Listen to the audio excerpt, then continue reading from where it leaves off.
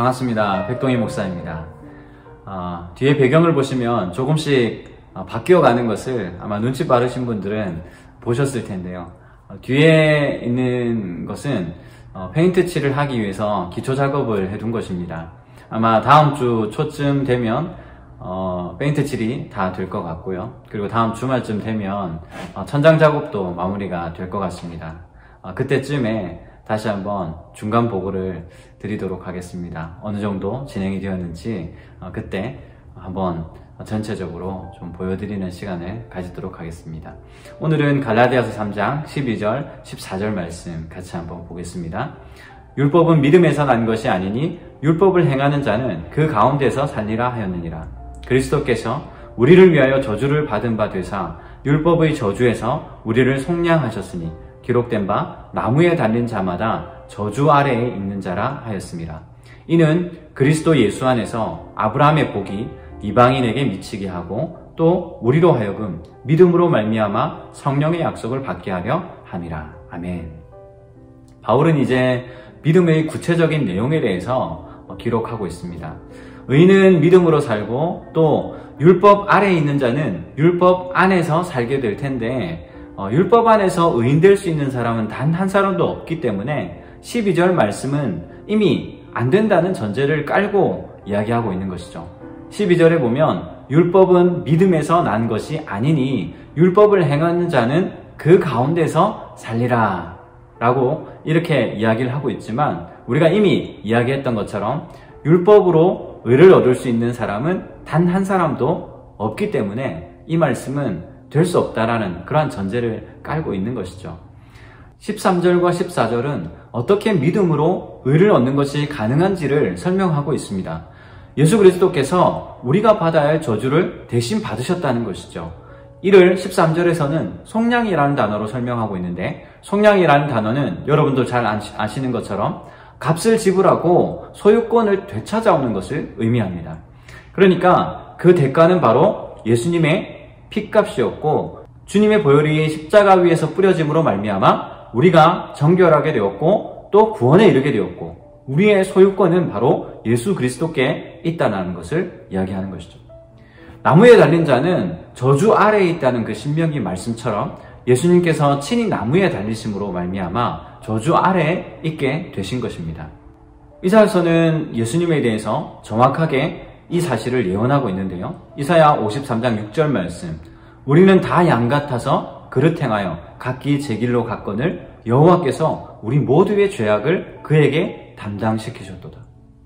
인간들의 모든 죄를 지고 저주의 그늘 아래 계신 그 예수님은 그야말로 완전히 홀로 되심으로 기꺼이 우리의 죄를 대신 지셨다는 것이죠. 이것은 율법의 모형을 통해서 이미 보여줬던 것입니다. 바로 자신들의 죄를 담당할 양과 소를 데려와서 안수하고 번제를 드리는 그 제사제도에서 찾아볼 수 있는 것이죠. 예수님은 바로 죄를 대신할 양과 소, 번제의 제물이 되신 것입니다. 양이나 소가 사람을 대신해 죄의 값으로 치러질 때를 한번 생각해 보십시오. 거기에는 사랑이라는 것이 있을 수 없습니다. 그저 사람에게 끌려와서 강제로 죽음을 맞이하게 되는 것이죠. 인격이 아닌 존재들이기 때문입니다. 그러나 인격이신 예수님은 그런 동물들과의 죽음과는 전혀 다른 것이죠. 14절을 다시 한번 읽어보겠습니다. 이는 그리스도 예수 안에서 아브라함의 복이 이방인에게 미치게 하고 또 우리로 하여금 믿음으로 말미암아 성령의 약속을 받게 하려 함이라. 주님의 죽으심에는 명확한 이유가 있다는 것을 말하고 있습니다. 주님은 저주를 받으셨지만 그로 인해 수많은 사람들에게 아브라함의 복이 미치도록 하셨을 뿐만 아니라 우리에게 성령의 약속을 받도록 하셨다는 것이죠.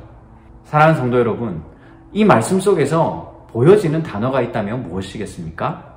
그것은 바로 인격이신 주님의 사랑입니다. 흔히 하나님을 인격적으로 만났습니까? 라고 물을 때가 있지 않습니까? 그것은 주님의 십자가가 단순한 어떤 사실을 넘어서 우리의 가슴 속에 은혜의 감격을 불러일으키기 때문이고 또 그 십자가를 통해서 주님의 사랑을 가슴 깊이 느끼기 때문입니다. 요한복음 10장 14절에서 15절 말씀에서 예수님의 음성을 한번 들어보십시오. 나는 선한 목자라. 나는 내 양을 알고 양도 나를 아는 것이 아버지께서 나를 아시고 내가 아버지를 아는 것 같으니 나는 양을 위하여 목숨을 버리노라. 여러분, 자기 양을 위해 목숨을 버릴 수 있는 목자, 그 양을 사랑하지 않고서는 이렇게까지 희생할 수는 없다는 것입니다.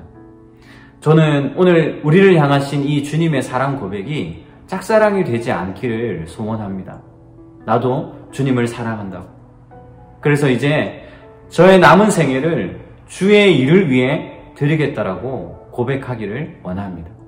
사랑하는 성도 여러분, 주님을 사랑한다고 여러분 고백하십니까? 만약 여러분들이 주님을 사랑한다고 고백하신다면 그것은 참 쉽지 않은 삶의 미래를 결단하는 것인 줄 기억하셔야 합니다. 주님, 내가 주님을 사랑합니다. 이 고백이 여러분의 고백이 될 때 삶의 모든 것을 주님께 드리기를 결단하는 고백이기 때문입니다. 사랑은 서로를 향하는 것입니다. 주님께서 우리를 목숨 버리기까지 사랑하셨다면 우리 또한 그렇게 사랑으로 응답해야 한다는 것이죠. 베드로가 주님, 내가 주님을 사랑합니다 라고 고백하고 자신의 삶의 전부를 하나님 앞에 드렸습니다. 그는 로마에서 거꾸로 십자가에 못 박혀 죽음으로 주님께서 주신 사명을 마지막까지 감당했던 그러한 제자였습니다. 지금은 아니라도 이 주님의 사랑 고백에 응답하실 수 있는 여러분들이 되시기를 주님의 이름으로 축복합니다. 기도하겠습니다.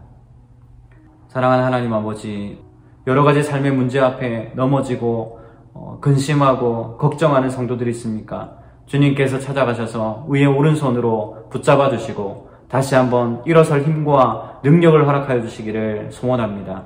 코로나19로 인하여 마음의 어려움들이 많이 있습니다. 주님, 그들의 마음을 붙잡아 주시고 이 코로나19를 이겨낼 수 있도록 주께서 역사하여 주시기를 간절히 소원합니다. 이 모든 말씀 예수님의 이름으로 기도드리옵나이다. 아멘.